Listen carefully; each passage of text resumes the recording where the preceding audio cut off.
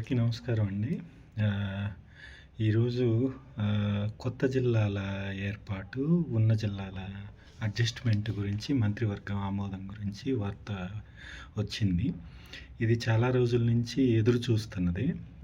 Especially నాకు తెలిసినంత వరకు మేము కందుకూరులోనే నివాసం ఉంటాము. అండ్ మాది వచ్చేసి కొండేపి కాన్స్టిట్యున్సీ అసెంబ్లీ నియోజకవర్గం. బట్ మేము కందుకూరు రాకపోకలు సాగిస్తూ ఉంటాము. కందుకూరులోనే ఉంటాం ఎక్కువ భాగం. పొన్నలూరు మండలం కిందకు వస్తుంది.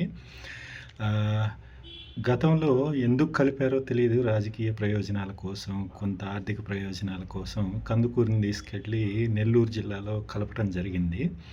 అండ్ ముఖ్యంగా గవర్నమెంట్ ఉద్యోగస్తులు చాలా ఇబ్బంది పడ్డారు. ఎందుకంటే ఒంగోలు అనేది కందుకూరుకి 1 అవర్ జర్నీ, నెల్లూరు అనేది 2.5 అవరు, మోర్ దాన్ దట్ పడుతుంది.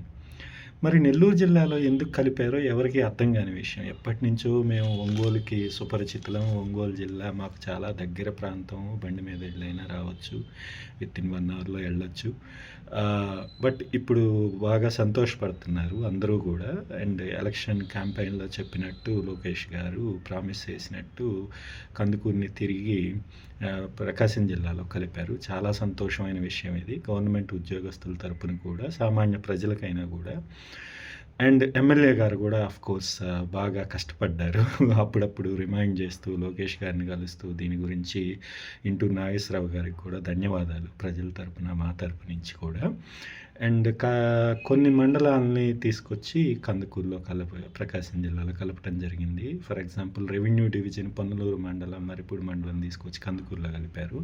అది కూడా మంచి ఉపయోగం. ఎందుకంటే మాది పొన్నలూరు మండలం.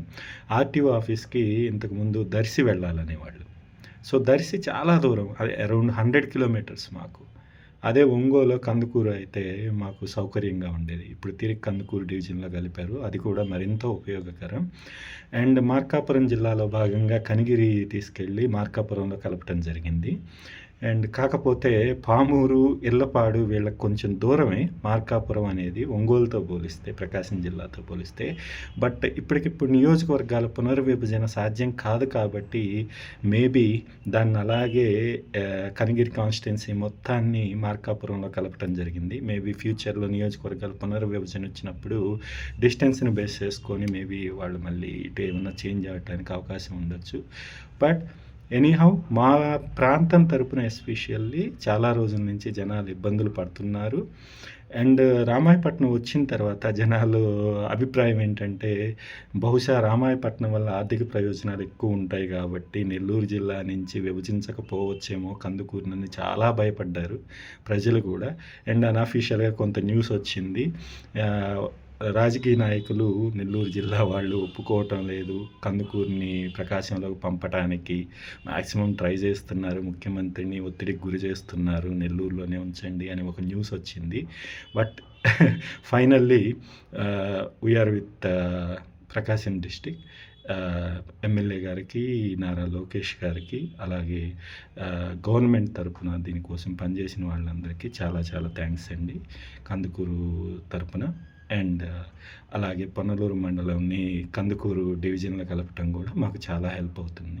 And thank you very much అండి ఈ నిర్ణయాన్ని ఎప్పటికైనా తీసుకున్నందుకు. Thank you.